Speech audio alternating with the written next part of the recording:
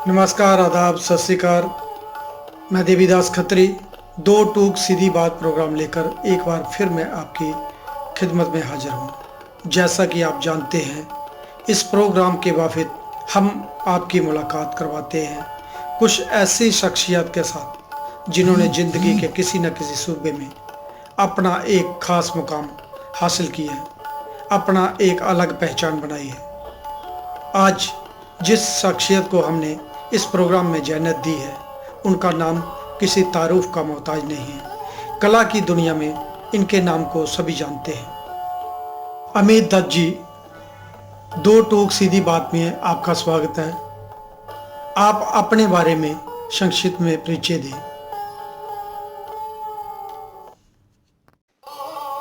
नमस्कार। मैं अमित दत्त और मेरा जन्म और कर्म स्थान दोनों दिल्ली ही है जी। अमित जी से बातचीत करने से पहले हम एक नज़र डालते हैं उनके द्वारा बनाए गए चित्रों पर। आइए देखते हैं एक नज़र।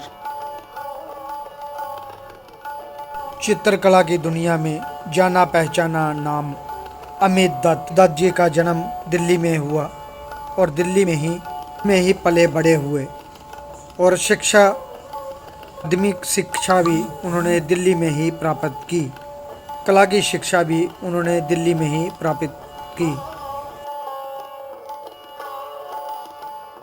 अमित जी का ज़्यादातर काम मेडिटेशन पे है। कार्य में ज़्यादातर मुक्ते दिखाई देते हैं। मानना है कि जिन्होंने मुक्तों को समझ लिया, उन्होंने का रहस्य समझ लिया। अमित जी के कार्य के ज़्यादातर काम पावर को दर्शाते हैं। अमित जी के कार्य द्वारा मालूम पड़ता है कि इंसान अपनी भीतर की अंतर आत्मा को जगाने का प्रयास कार्य में अंतर आत्मा को जगाने का कार्य देखने को मिल रहा है। अमित जी, कलाकार बनने की प्रेरणा आपको कब और कहां से मिली और कहां से आपने कला की शिक्षा प्राप्त की, जरा संक्षेप में बताइए। एक्चुअली कलाकार बनने की जो मेरी जर्नी है ना, ये यात्रा बड़ी विचित्र है। वो विचित्र ऐसे कि स्कूल लेवल तक, जब तक मैं स्कूल में पढ़ रहा था तब तक मेरे पास आर्ट नहीं थी। मैं स्पोर्ट्स में था, मैं स्पोर्ट्समैन था, लॉन्ग डिस्टेंसर था, मैं दौड़ता था, लंबी दौड़ दौड़ता था, है ना। स्कूल पास आउट किया, मार्क्स बहुत कम आए, 45% मार्क्स थे।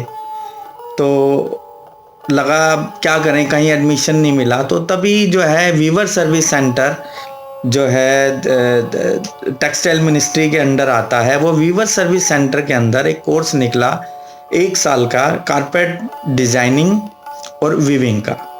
तो हमने वो कोर्स ज्वाइन कर लिया कि चलो सारा दिन खाली घर पे बैठने से अच्छा है कुछ करें।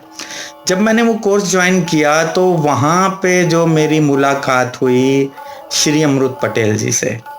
अमृत पटेल जी उस समय वहाँ पूरे उसके वीवर सर्विस सेंटर के जो हैं, अमृत पटेल जी असिस्टेंट डायरेक्टर थे। और भाग्यवश जो है वो बिल्कुल जहाँ मैं रहता हूँ भारत नगर में, ठीक मेरे सामने वाले घर में वो रहते थे। तो बस उन्होंने मेरे कुछ काम देखे, उन्होंने मेरे जो डिजाइन्स मैंने बनाए थे वो उन्होंने देखे और उनको लगा कि भी अरे तुम यहाँ क्या कर रहे हो, तुम्हारे अंदर तो, उनको कहीं कुछ मेरे अंदर कुछ स्पार्क कुछ नज़र आया। तो उन्होंने मुझे कहा कि आप आर्ट कॉलेज का नाम सुना है कभी? मैंने कहा जी मैंने नहीं सुना है। तो उन्होंने कहा नहीं, आपको वहाँ जाना चाहिए। और फिर उन्होंने मुझे गाइड किया, क्योंकि मार्क्स 45% थे तो कॉलेज ऑफ आर्ट और कहीं एंट्रेंस हमें बैठने नहीं दिया गया, मना कर दिया गया कि आपको एंट्रेंस के लिए एलिजिबल नहीं है, 50% चाहिए। तो फिर जो है पता चला कि दिल्ली में और बाहर कहीं जो है, दिल्ली से बाहर कहीं पेरेंट्स मेरे मुझे भेजना नहीं चाहते थे। तो मेरे पास मात्र एक विकल्प था कि मैं शिल्पा भारती या किसी ऐसे इंस्टीट्यूशन में जहां 45% जो है मार्क्स को लिया जाता है, तो मैंने शिल्पा भारती ज्वाइन कर लिया जी। तो कुल मिला के जो मेरे जो प्रेरणा जो मेरे को दी वो श्री अमृत पटेल जी ने जी, आप किस कलाकार को अपना आदर्श मानते हैं या किस कलाकार की कला से आप प्रभावित हैं? आप किस विषय को लेकर अपना कार्य करते हैं और कौन कौन सी तकनीक व माध्यम अपने कार्य में प्रयोग करते हैं? जरा इसके बारे में हमारे जो नजरीन देख रहे हैं उनको संक्षेप में बताइए। जी, कलाकार तो सभी अच्छे होते हैं। जो यूरोपियन आर्टिस्ट हैं बहुत से, जिनके काम मुझे अच्छे लगते हैं, जिसमें जो है वैन गॉग हो गए, पिकासो हैं, तो कुछ लोग हैं अच्छे लगते हैं। ऐसे ही इंडियन जो पेंटर हैं उसमें तैयब मेहता जी के जो कॉम्पोजिशन में जो सिंप्लिसिटी है और इतने सिंपल फॉर्म्स के साथ, इतनी सिंप्लिसिटी के साथ जिस तरह से वो स्पेस के साथ खेलते हैं, उनका डिवीजन ऑफ स्पेस जो है और वो सब चीज़ें मुझे बहुत प्रभावित करती हैं। और एम.एफ. हुसैन जी का जो एक पैशन था, जो एक उनके अंदर जो बालक की तरह, बच्चों की तरह जो काम करने की एक जो कल्पना शक्ति उनकी जो थी और एक काम करने की जो उनकी इच्छा शक्ति थी ना, वो बहुत कमाल थी। मतलब उन्होंने, मेरे को ऐसा लगता है कि पहली बार जितनी इच्छा से, जितने उससे उन्होंने पहली बार ब्रश पकड़ा था ना, आखिरी पेंटिंग तक उनकी जो है ना वो जील जो उनके अंदर जो थी है ना, वो वैसी ही रही। एक उत्कट इच्छा जिसको कहते हैं ना, कुछ करने की, कुछ करके दिखाने की, वो कभी उनमें कम नहीं हुई। और यही चीज सेम मेरे को जो है वैन गॉग जी के उसमें लगती है कि उनमें भी एक पैशन था। वो जो पैशन है ना, वो पैशन मेरे को इन दोनों कलाकारों का बहुत प्रभावित करता है। और मेरे को लगता है कि काश उनका 1% भी पैशन मेरे अंदर आ जाए, शायद हम भी कुछ जो है कर पाए अपने इस जिंदगी के साथ। जी, और रही बात मेरे पेंटिंग के विषय की, तो वो समय समय पर चेंज होते रहे। मैंने जो है अलग अलग टाइम पे अलग अलग उसमें काम किया, लेकिन एट प्रेजेंट जो है मेरा जो काम है वो थोड़ा मेडिटेशन उस पे रिलेटेड है। मुखौटे जो हैं वो मेन सब्जेक्ट इस समय मेरी पेंटिंग्स का चल रहा है कि जो मुखौटे जो हैं वो हम सब लोग अपने अंदर हजारों अनगिनत मुखौटे लिए घूम रहे हैं, है ना, और कब कौन सा मुखौटा हमारे चेहरे पे चढ़ता है ये हमें नहीं मालूम, है ना। और इन मुखौटों से पार पाना बड़ा मुश्किल है। और मेरे को लगता है कि जिन लोगों ने, जिसने भी इस मुखौटों को समझ लिया है ना, उसने समझ लो जिंदगी को समझ लिया, है ना। और वो फिर जो इन मुखौटों की क्या खेल समझाना, वो गौतम से बौद्ध हो गया। तो गौतम से बौद्ध होना जो है ना, ये बहुत कठिन जो है डगर है पनघट की, है ना। तो यहाँ से मटकी भर के लाना जो है ना, अपने आप में एक टास्क है, अपने आप में एक जो है सोचने का विषय है। जी, अमित जी, आप चित्रकार भी हैं, कवि भी हैं। पिछले दिनों कुछ कविताएं भी आपकी छपी थी, कुछ किताबें आपने हमें भी दी थी। और इसके साथ साथ आप स्कूल में अध्यापक भी हैं। उसके बाद भी आप अपना काम भी स्टूडियो में करते हैं। किस तरह ये सारे मैनेज कर पाते हैं, इसके बारे में कुछ बताएं। बिल्कुल, आपने दुरुस्त फरमाया कि मैं चित्रकार भी हूँ और लिखता भी हूँ, पोइट्री करता हूँ, कविताएं लिखता हूँ और स्कूल में भी पढ़ाता हूँ। इन तीनों चीज़ों में जो है मेरे को बहुत मज़ा आता है ना। ये तीनों काम ऐसे हैं जिसमें आप अपने आप से बात कर सकते हैं, है ना। आप अपना अपने को ही जैसे दर्पण में देखने जैसी बात है, अपने भीतर उतर कर अपने से बात करने जैसी बात है। बच्चों के साथ जब मैं होता हूँ, स्कूल में जब मैं पढ़ा रहा होता हूँ, तो उन बच्चों के अंदर जो एक काम करने का जो जज्बा है, उनके अंदर जो एक इच्छा शक्ति है, वो मेरे को बहुत प्रभावित करती है ना। और जब मैं पेंटिंग करता हूँ तब भी मैं अपने आप में ही हूँ, और जब मैं पोइट्री करता हूँ तो भी, दोनों एक जो है आपकी भावनाओं की अभिव्यक्ति का साधन मात्र हैं, दोनों माध्यम है मेरे उसके, कि वक्त गुजरा ना तेरे पहलू में तो तू बेसब्र हो गई है जिंदगी, तन्हाइयों की जरूरत होगी तुझको है जिंदगी, हम तो यूं भी शोर मचाते आए थे दुनिया में। तो ये जो शोर है ना, ये शोर हमारे भीतर मचा रहना चाहिए। ये शोर ही है जो मुझे मेरे होने का एहसास दिलाता है। ये शोर ही है जो मुझसे मेरी पहचान कराता है। जब जब ये शोर मचता है ना मेरे भीतर, जब जब ये शोर बढ़ता है, तब तब मैं अपने आप को कैनवास पर उतारता हूं। इस शोर को मैं उस कैनवास पर उड़ेल देता हूं। और इस शोर की एक बहुत खासियत है कि हर शोरगुल के पीछे ना, उसकी तह में जो है ना एक शांति छुपी होती है, एक सन्नाटा, एक खामोशी होती है। वो खामोशी बहुत गहरी होती है। जब भी आपने देखा होगा शोर होता है और एकदम से पिन ड्रॉप साइलेंस होता है ना, तो कान के अंदर एक अलग तरह का सन्नाटा गूंजने लगता है।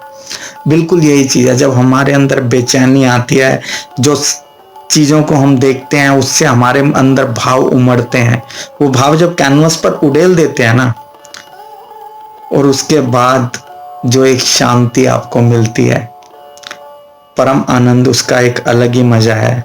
और उसके बाद फिर धीरे धीरे वो शोर आपके भीतर पैदा होता है और आप फिर शांति के लिए आप फिर दोबारा से कैनवस पे उतरते हैं, रंगों के लकीरों के माध्यम से, या पेपर की लकीरों पर आप शब्दों से टंग जाते हैं, है ना, कविता के रूप में, नज्म के रूप में।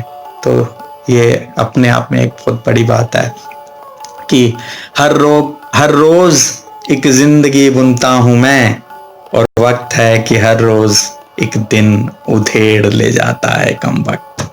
जी।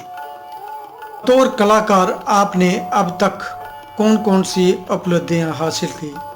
हाल ही में आपको राष्ट्रीय पुरस्कार से भी नवाजा गया, कई स्कॉलरशिप आपने और भी अपने नाम किए, कई एग्जीबिशनें, वर्कशॉप भी आप करते रहते हैं, और किन किन संग्रहालयों में व प्राइवेट जगह पे आपका कार्य लगा हुआ है, जरा उसके बारे में संक्षेप में बताइए। देवी भाई, ये तो जो है ना अपने मुंह मियां मिट्टू बनने जैसी बात हो गई कि उपलब्धियां, कि वो गाली साहब हमारे लिख के गए हैं कि वो हमसे पूछते हैं कि गालिब कौन है, अब कोई बतलाए कि हम बतलाएं क्या। और वाक्य में कि अपने बारे में अब कोई क्या बतलाए, कैसे बतलाए। अब आप पूछ रहे हैं तो हाँ, कुछ एक दो अवार्ड हैं जो गलती से हमारी झोली में आए।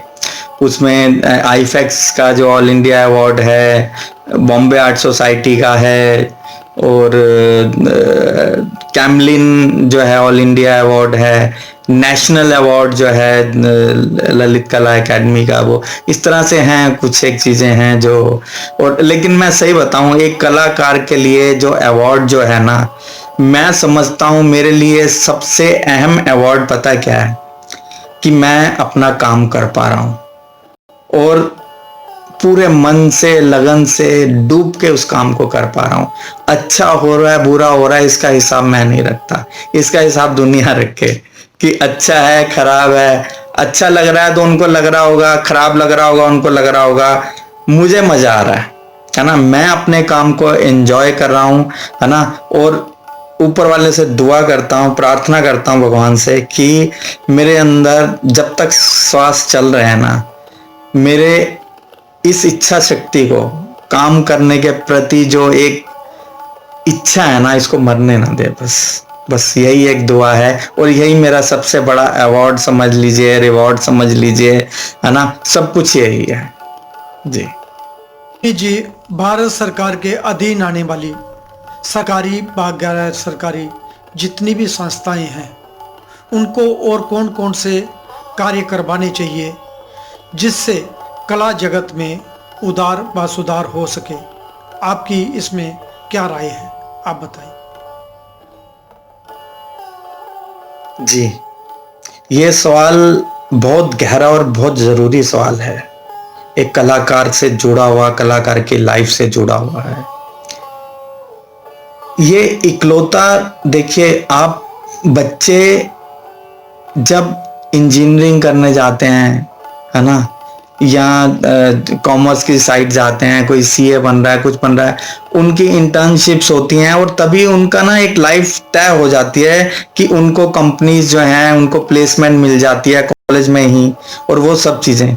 लेकिन कला के साथ जो है ना, ये बड़ा दुखद है कि एक कलाकार इतनी मेहनत करता है, रात दिन सब कुछ करता है, लेकिन उस कला के भविष्य के लिए कोई नहीं सोचता, ना सरकार, सरकारी ना गैर सरकारी संस्थाएं।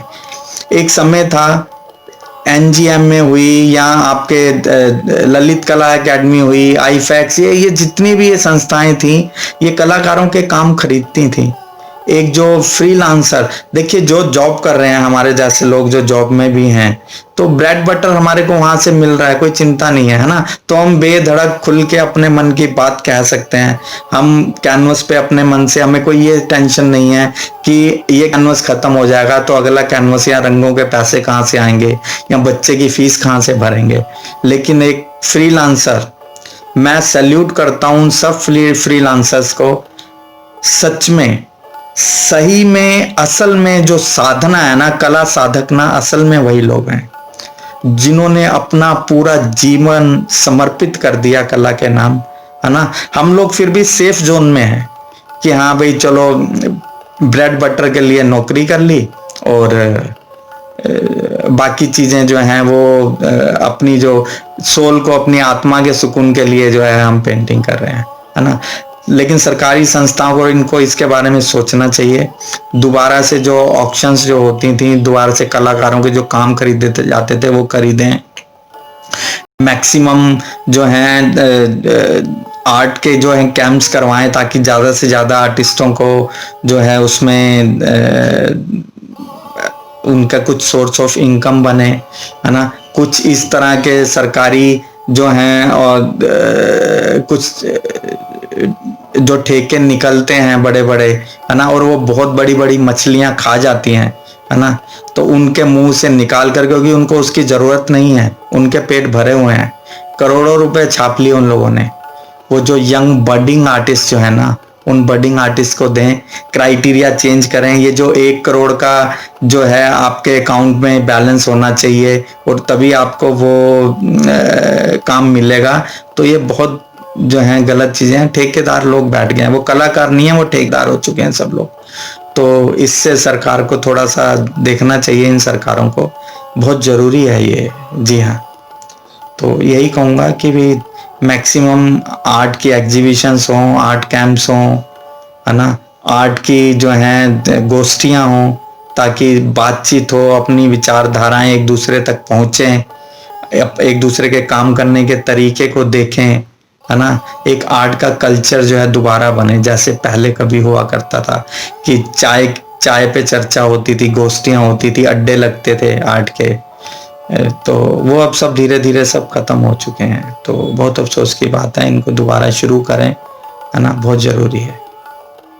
जी, बतौर फ्रीलांस कलाकार जो अपना कार्य कर रहे हैं, उनको जीवन यापन करने के लिए कौन कौन से तरीके अपनाने चाहिए जिससे उनका पारिवारिक जीवन व उनका अपना जीवन सुखमय से चल सके? इसमें आपकी क्या राय है? मैं वैसे पिछले जो है प्रश्न में ही काफी इसके बारे में, फ्रीलांसर्स के बारे में मैं बोल चुका हूं।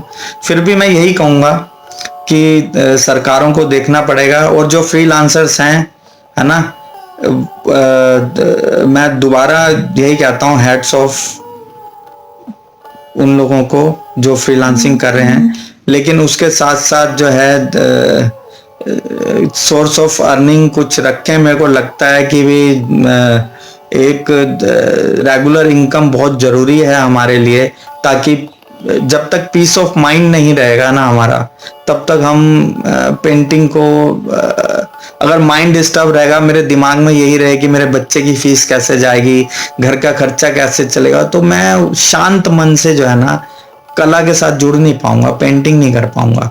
तो मैं यही कहूँगा कि भी अपने लिए जो है कुछ कमीशन वर्क करें बाहर, है ना, आर्ट से ही रिलेटेड कुछ चीज़ें करें, और उसके साथ साथ जो है अपने ब्रेड बटर के लिए जो है कुछ कमर्शियल काम करें, और अपनी आत्मा को अपनी आत्मा, अपनी सोल को सेटिस्फाई करने के लिए आप पेंटिंग करें, है ना। और बाकी मैं यही कहूँगा कि भी उन सब नए बडिंग और जो एस्टेब्लिश कलाकार हैं, सब एक दूसरे का ध्यान रखें। एस्टेब्लिश कलाकारों से भी मैं अनुरोध करूंगा कि भी जो बडिंग आर्टिस्ट हैं उनको भी स्पेस दें, उनको भी पूरा प्लेटफॉर्म दें। उनको आप लोग जो अपनी जगह थोड़ी थोड़े आप अपने आप को स्क्वीज करेंगे, तभी बडिंग आर्टिस्ट भी जो हैं आपके साथ एकोमोडेट हो पाएंगे, है ना। तो अपने साथ साथ उनको भी हमें स्पेस देनी पड़ेगी, उनकी स्पेस उनको देनी पड़ेगी हमारे को, बहुत जरूरी है ये। और ये सोचने का विषय है बहुत ज्यादा जी। दृश्य कला के अतिरिक्त कोई अन्य कला जो आपको प्रभावित करती हो, या ऐसा कोई सवाल जिसका आप जवाब देना चाहते हो? जी, दृश्य कला के अलावा जो है संगीत मेरे को बहुत प्रभावित करता है। हालांकि मैं गा नहीं पाता हूँ, लेकिन मेरे को सुनना बहुत अच्छा लगता है। मैं पेंटिंग जब करता हूँ, संगीत 24 घंटे जो संगीत लहरी जो है, संगीत की जो धारा है ना, वो बहती रहती है मेरे स्टूडियो में। घर पे होता हूँ, घर पे मैं सूफी सुनता हूँ, वडाली ब्रदर्स, है ना, बहुत सुनता हूँ मैं उनको। और उसके अलावा जगजीत सिंह जी को, और भीमसेन जोशी। और समय समय पर मैं एक पेंटिंग करने जब बैठता हूँ तो उसमें कई तरह के भाव जो है मेरे चेंज होते हैं। जब मैं पेंटिंग शुरू करता हूँ तो बहुत लो टेम्पो पे चीज़ें चलती हैं, जगजीत सिंह जी से शुरू होती हैं या इस तरह का कुछ होता है। मैं फिल्मी संगीत भी बहुत सुनता हूँ, मेरे को बहुत अच्छे लगते हैं सॉन्ग्स जो हैं 60s 70s के जो सॉन्ग्स हैं, तो वो भी मैं सुनता हूँ। और जो सॉन्ग्स है ना, जो संगीत है ना, वो मेरे को जोड़ता है मेरे से, मेरी कला से मुझे जोड़ता है। वो जब बज रहा होता है ना, उसकी रिदम में, उसके लय में मैं खो जाता हूँ, और उसकी लय के साथ जब मेरी ब्रश की और मेरी अपने लय जुड़ती है ना, तो एक अलग ही आयाम में पहुंचता हूँ, एक अलग ही चीज़ें क्रिएट होती हैं जो हैं। मतलब इसका कोई एक्सप्लेनेशन ही नहीं है, इसके लिए शब्द ही नहीं है कि वो जो एक्सपीरियंस होता है ना, अपने अंदर उतर कर, अपने अंदर डूब कर अपने आप से बात करना कि मैं ढूंढता हूँ उसको जो दिखता नहीं, जैसा दिखता हूँ मैं भी तो वैसा हूँ नहीं, जैसा दिखता हूँ मैं भी तो वैसा हूँ नहीं। एक्चुअल बात यही है कि हम ढूंढ रहे हैं जिसको वो दिखता नहीं है, लेकिन हम खुद भी। तो बात क्या है कि पहले अपने आप को समझना पड़ेगा। जब तक मैं अपने आप को नहीं समझा तो मैं बाकी किसी और चीज को क्या समझ पाऊंगा। अपने आप को पहले खुद को समझ लूं, और वही कोशिश मैं जारी रख रहा हूं और जारी रखूंगा जी। अमित जी, एक आखिरी सवाल, नए कलाकारों को आप क्या संदेश देना चाहेंगे? नए कलाकार जो हैं, जो बडिंग आर्टिस्ट हैं, अब संदेश तो मैं क्या दूंगा, इतना बड़ा मैं नहीं हूं कि मैं किसी को कोई संदेश दे पाऊं। हाँ, मैं अपना एक्सपीरियंस जरूर बताऊंगा। मैं यही कहूंगा कि कला के क्षेत्र में रातों रात कुछ नहीं होता, ओवरनाइट कुछ नहीं होगा। पूरी जिंदगी आपको गलानी पड़ती है, पूरी जिंदगी देनी पड़ती है, अपने आप को समझना पड़ता है ना, अपना संपूर्ण उसमें लुटाना पड़ता है ना। और कुछ मिलेगा इससे, इस चीज की अगर इच्छा के बिना आप कुछ करेंगे तो जरूर जिंदगी में आपको कुछ मिलेगा, है ना। आपने अपने आप को ढूंढना है रंगों के माध्यम से, या जो भी विधा, जैसी भी विधा में आप काम करते हैं, है ना, तो उसको ईमानदारी से आप करें, और वो ईमानदारी जो है आपकी, आपको जरूर रंग लाएगी, और वो ईमानदारी आपके जरूर फ्यूचर को रोशन करेगी। बस इतना ही कहूँगा। और थैंक यू वेरी मच जो है देवीदास जी आपका, और आप सब लोगों को मेरा नमस्कार, है ना। आप लोगों ने मुझे सुना, है ना। तो बस इतनी सी बात है कि कुछ तन्हाइयाँ, कुछ खामोशियाँ मेरे बदन पे मल दो, मेरी बेचैन रूह को शायद सुकून मिले। और जो बेचैनियाँ दौड़ती फिरती हैं मेरी रगों में, ये तुम हो या मेरा ख्याल। और मेरे बदन से जब महक आने लगे सौंधी मिट्टी की, तो समझ लेना मेरी रूह रोशन हो चली है। और तेरा बदन भी, कैनवस को कह रहा हूं, और तेरा बदन भी महकने लगे जब मेरे बदन सा, तो समझ लेना मेरी रूह ने छुआ है तेरी रूह को। कुछ तन्हाइयाँ, कुछ खामोशियाँ मेरे बदन पे मल दो, मेरी बेचैन रूह को शायद सुकून मिले। Thank you very much. शब्बा खैर। Thank you. स्वामी जी, दो टूक सीधी बात प्रोग्राम में आपसे चर्चा हुई। धन्यवाद आपका। अगली बार हम फिर मिलेंगे कुछ नई शख्सियत के साथ। तब तक देवीदास खत्री को दे इजाजत। वंदे मातरम। भारत माता की जय।